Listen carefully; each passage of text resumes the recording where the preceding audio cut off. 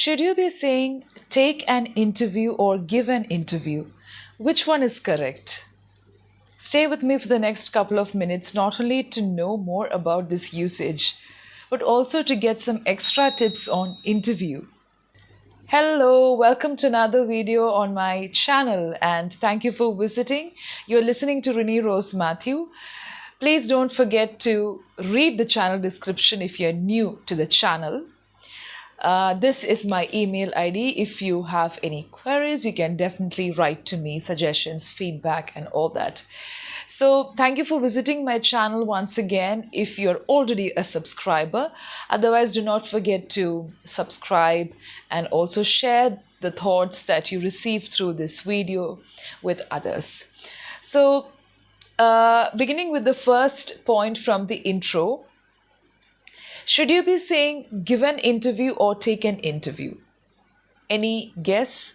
Well, if you're a part of a company or if you're individually conducting the interview, then you can definitely say, I am giving an interview. I give an interview. All that. But suppose you're a candidate and you're attending the interview as a candidate, then definitely you should be saying, I'm taking an interview. I'm going to take an interview. Okay, so these are the formal ways of expressing it. Of course, today we use both when you're really attending an interview. It is acceptable, that's what I heard, but still, this is the standard way of expressing it when you're taking and when you're giving an interview. Now, you must have been listening to different channels and lot of motivational speakers and career counselors are there today. They give a lot of tips and practical tips on taking interviews, conducting interviews and all that. But today I'm going to speak about general things because when I also speak to people, when I have conversations during my training sessions, many of them say, I've been working with this company for the past 18 years, but still I stammer when I introduce myself. Not just during the interview, not only during the interview, even while introducing to a group of people before a meeting or representing your company and all that. Now, I'm not going to go into the details of self-introduction, but still, when you're attending the interview, there are some points that you need to be careful about. See, the interview panel will not know about the level of your confidence. Okay, you have got, say, experience of about 35 years, 18 years, but where is the confidence?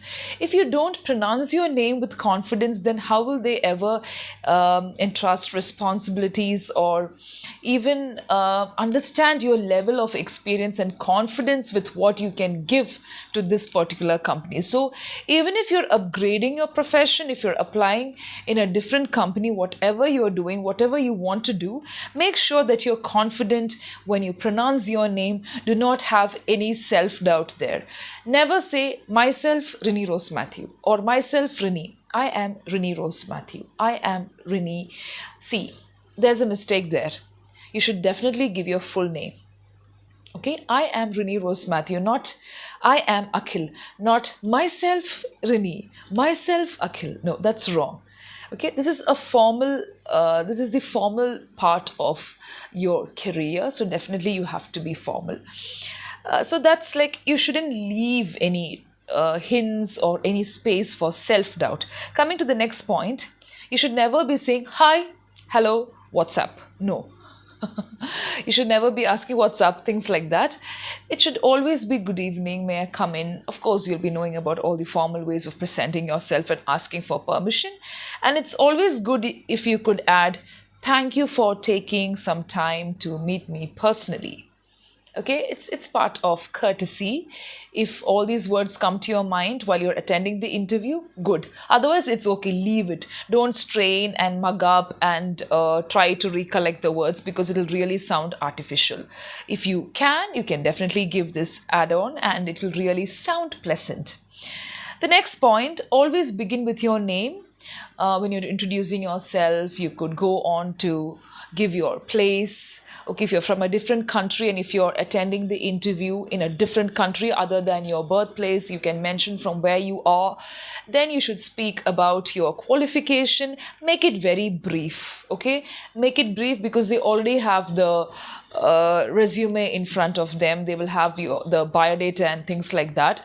So you don't have to elaborate and explain. Just be confident and give a briefing on the qualification. Then you could go on to the experience, the work experience. If you're a fresher, you can say, I'm looking forward to working with this company. Now, when you listen to this particular video, you may think, okay, that particular video or this other video did not give all these points. See, you can always merge. You can take the best of every video and put in, you can have your inputs instead of comparing and complaining sometimes. So take all these points, analyze and take what is needed depending on the profession and where you're really going and meeting people. The next point, see, when I was working with a school, I also had the opportunity of listening to people during interviews and talking to people. Never give false promises. Of course, you should be confident and you should be saying that, yes, if they ask you, are you able to take up challenges? So you can say, definitely, I can handle challenges. I can take pressure, usually, nothing unusual. So you're giving a hint that you cannot be a pressure cooker in the sense you cannot take the pressure of the whole company and just find instant solutions. So don't give false promises. Tell them what you can do. In the sense, you can say, yes, I'm ready to handle challenges. I'm ready to take up challenges. And I learn a lot by taking up challenges. Also, yes, I can handle pressure. So put it in a very moderate way. Don't say, definitely I can take all the pressure of the company. I'm willing to do everything. Don't give such kind of false promises.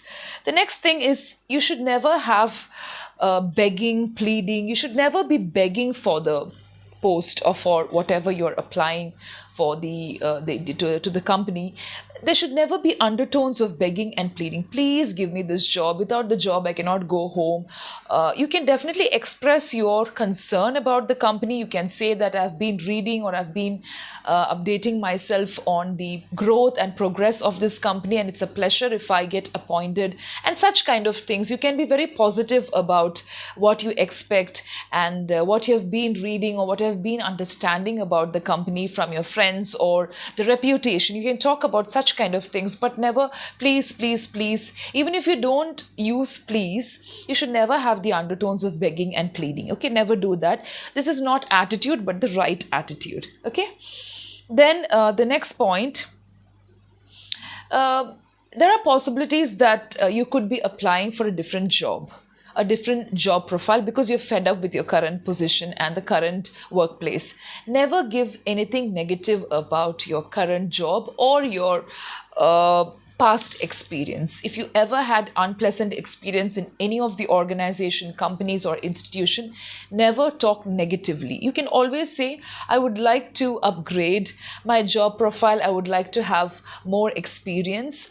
Well, I was working with so-and-so company as so-and-so. You can give your designation, but I always look forward to take up challenges. And also in the sense, I would like to progress and update myself and have more experience. So you're giving the idea that you want to upgrade and you would like to have more exposure. Even if you don't mention the word challenges, you can say that I would like to have exposure. Such kind of ideas could be given. Now, you don't have to use the exact sentences that I'm using here. You can definitely improvise. The next point is you should be sure of why you're here, because different people, there are a lot of people who say, yeah, I finished my graduation, I finished my post-graduation, I don't want to sit at home idle. My parents are asking me to find a job, so I'm here. No. You should be able to tell them why you're here. What would you like to do? Instead of making false promises, you can say, I can definitely work with this institution and learn a lot of things and also try contributing a lot for the growth and progress of this company. Let me see what can be done. Such kind of things you can mention, but never say, I don't have any idea. I'm here because I finished my education and it's time for a job. Nothing like that. And if you're taking a gap, if you have been taking a gap, say, for example, 5 or 3 years, you need to mention that also. You need to give a genuine understanding of why you've been taking the gap. It could be for personal reasons, it could be for medical reasons, or whatever it is. When you speak about your personal reason, you don't have to blame people, you don't have to blame yourself also. Yes sir, yes ma'am, you see, I've taken a big gap, I really regret what to do. Such kind of things you shouldn't be saying. You shouldn't be saying, I thought of taking a gap and then I was sitting at home, sitting simply, and then I didn't have money in my purse. Such kind of things you should never mention. You should be like, yes, I took a gap. You should be confident of what you've been doing and what you want to do in the future. Then only they can give you responsibilities and they can trust you. Okay, so you should be genuine at the same time. Be logical, make sense of what you're trying to say. Also, be pleasant with what you're trying to put forth. So these points are very important. And if you're a fresher, you should not be disappointed saying that I'm a fresher, I don't have any experience, please give me this job. So be confident about this particular status, that is, yes, I'm a fresher and I've completed my education, and such kind of things. You should never be disappointed that you don't have any work experience, and you should never give false experience as a fresher. You should always say, I'll give my best, I'll try my best, and work for the best of the company or the institution. I hope you're clear with what I've been trying to convey throughout the video. Now, you should always remember that yes, you should be confident, as I told you earlier, but the job will come your way. You don't have to be frustrated. You have to talk to people who have attended interviews, who have success stories to share, who have got failure stories, also stories of failing several times. It's okay if you fail the first time, there's always a second time. And always remind yourself, I'm stressing on the word always because you need to literally remind yourself always that the job is on your way, it is coming up. Remember, I shared with you certain points through this particular video, the power of your subconscious mind.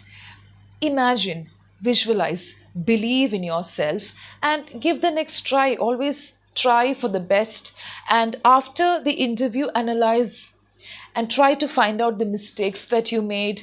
And when they ask you questions from your area, from your areas of interest, or from your educational sector, you may not be able to remember everything, and that's okay. So analyze, learn, read, understand where you need to work on. If it's the language barrier, you need to work on that. If it's communication, some people will have language, but they'll not be able to communicate. Words will not come out when it comes to conveying certain things. So I've done a lot of videos on such kind of topics. Please remember to scroll down and extract the best from all the videos. Thank you so much for visiting the channel. Thank you so much for consistently watching my videos, and take care. All the best.